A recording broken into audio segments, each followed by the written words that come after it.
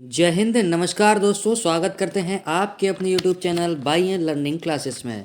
जैसा कि आप जानते होंगे कि हमारे चैनल पर एक नई सीरीज प्रारंभ हुई है, जिसके तहत हम भारत के भूगोल से महत्वपूर्ण प्रश्नों को लेकर आ रहे हैं।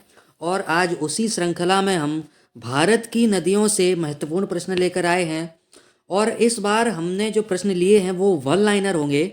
और ये भारत की नदियों से जितने भी महत्वपूर्ण प्रश्न हैं जो कि परीक्षा की दृष्टि से काफ़ी महत्वपूर्ण हैं, उन्हीं प्रश्नों को आज हम देखेंगे और कोशिश करेंगे कि हम भारत की नदियों से ज़्यादातर प्रश्नों को कवर कर लें। और आज की इस वीडियो में ये पहला पार्ट है और दूसरा पार्ट हम अगली वीडियो में लेकर आएंगे, जिसमें हम प्रायद्वीपीय भारत की नदियों के बारे में देखेंगे। और आज हम हिमालय की जो नदियां हैं उनके बारे में देखेंगे। चलिए वीडियो को प्रारंभ करते हैं।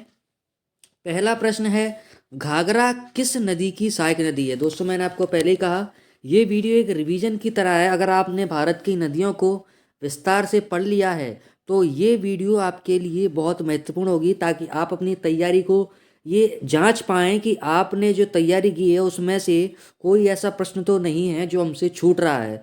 तो एक तरह से ये प्रैक्टिस कह सकते हैं हम कि ये प्रैक्टिस हो जाएगी। तो चलिए पहले प्रश्न पर देखते हैं। और पहला प्रश्न है, घाघरा किस नदी की सहायक नदी है?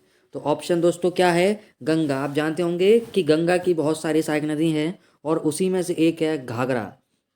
दूसरा प्रश्न है, कौन सी नदी केदारनाथ से रुद्रप्रयाग के मध्य बहती है?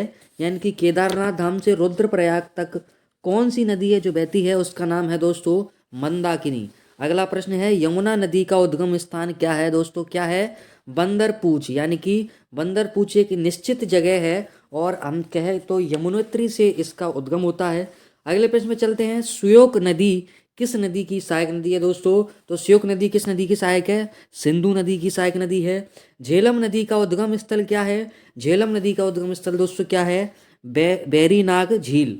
उसके बाद अगला प्रश्न है, राजस्थान झील किस, माफ करिएगा दोस्तों, ये जो है ये है राकसताल झील।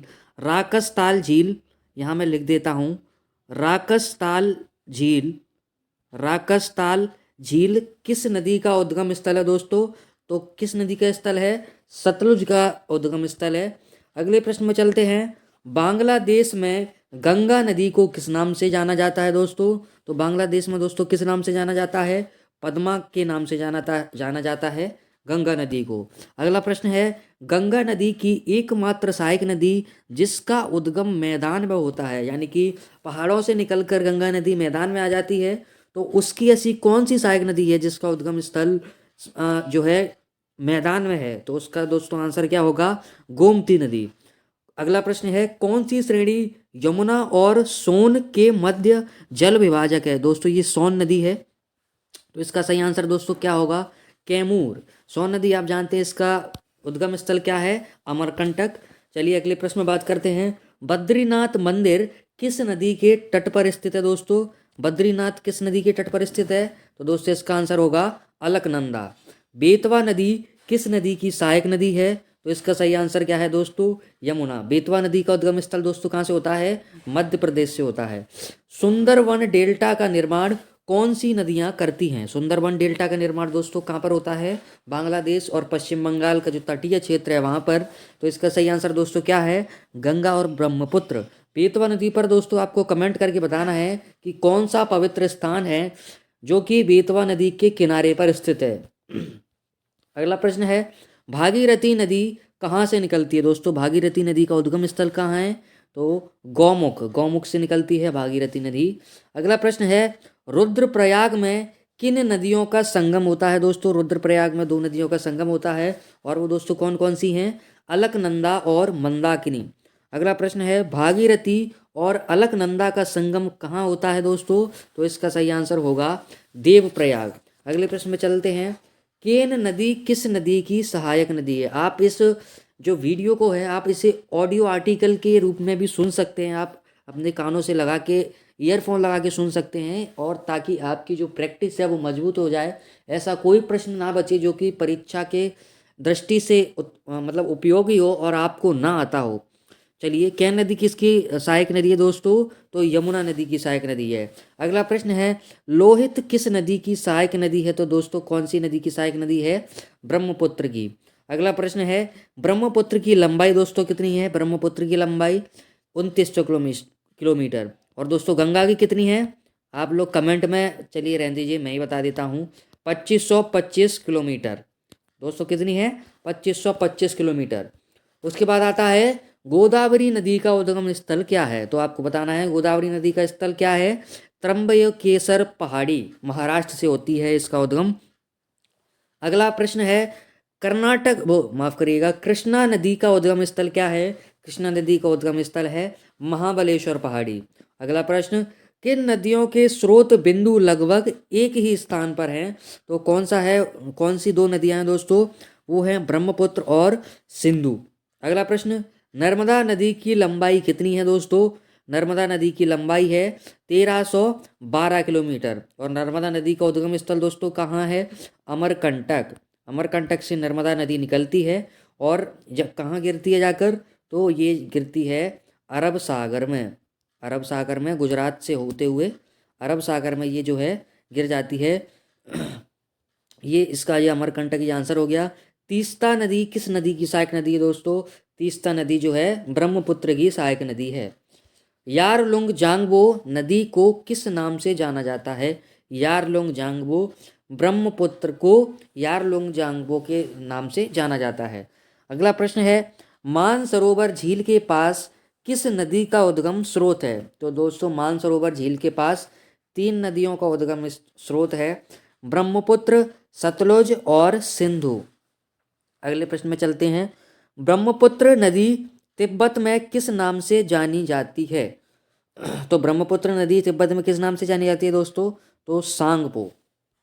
अगले प्रश्न में चलते हैं, कच्छ के रण के दलदली भूमि में लुप्त हो जाने वाली नदी कौन सी है दोस्तों? तो वो है लूनी नदी। और कच्छ का रण दोस्तों कहाँ पर है? तो कच्छ का रण दोस्तों है गुजरात में।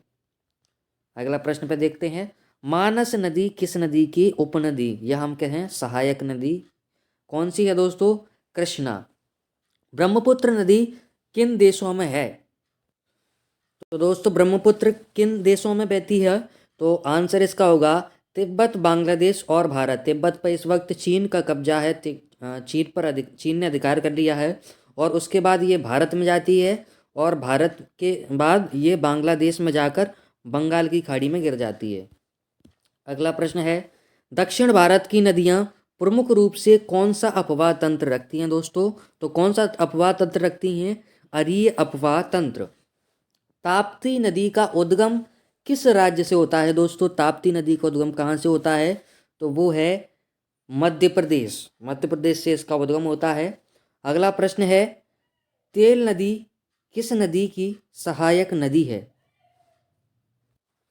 तो दोस्तों तेल नदी किस नदी की सहायक नदी है? तो वो है गंडक की। चलिए अगले प्रश्न में बात करते हैं, लूनी, नर्मदा तथा ताप्ती कहाँ गिरती है? तो इसका सही आंसर दोस्तों क्या होगा? अरब सागर। अगला प्रश्न है, दामोदर नदी किसकी सहायक नदी है? दामोदर किसकी सहायक नदी है दोस्तों? तो वो है हुगली की। अगला प्रश्न, दामोदर को आपको कमेंट करके बताना है, दामोदर को किस राज्य का शोक कहा जाता है? इसे आप कमेंट करके बताएंगे। कौन सी नदी सबसे अधिक कौन सी नदी सबसे अधिक नदी पथ परिवर्तन करती है, यानी कि अपना मार्ग बदलती है? कभी ऐसे चल रही है, कभी ऐसे चल रही, कोई निश्चित मार्ग नहीं है, कहीं भी मुड़ जाती है। तो ऐसी नदी कौन सी है दोस्तों? तो वो है कोसी। और कोसी को क्या कहा जाता है दोस्तों? बिहार का शोक। बिहार का शोक कहा जाता है दोस्तों। और दामोदर का आपको बताना है कि किस राज्य का शोक कहा जाता है। चंबल नदी किस नदी की सहायक नदी है दोस्तों? बड़ा ही सिंपल सा आंसर होगा, वो होगा यमुना। कानपुर शहर किस नदी के किनारे स्थित है दोस्तों? तो वो है गंगा। जबलपुर शहर किस नदी के किनारे स्थित है दोस्तों? तो नर्मदा। चलिए अगले प्रश्न में बात करते हैं, कपिली किस नदी की सहायक नदी है दोस्तों? कपिली किस नदी की सहायक नदी है? तो गंगा। उज्जैन नगर किस नदी के किनारे स्थित है?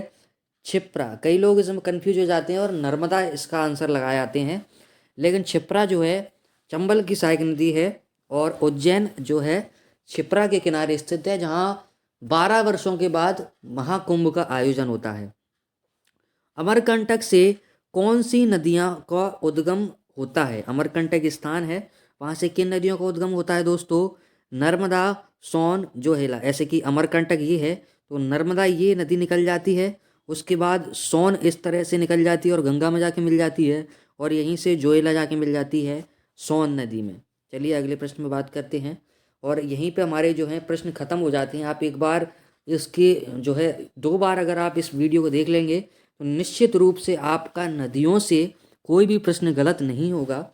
इस वीडियो में इतना ही। अगर आप यूपीएससी, एमपीपीएससी, बैंक या किसी भी कॉम्पिटिटिव एग्जाम की तैयारी कर रहे हैं तो हमारे चैनल को सब्सक्राइब कर लीजिए, क्योंकि इस तरह की वीडियोस लगातार हमारे चैनल्स पर आती रहती हैं। वीडियो अगर पसंद आई हो तो लाइक करें, कमेंट करें और शेयर ज़रूर करें। जय हिंद, नमस्कार, धन्यवाद।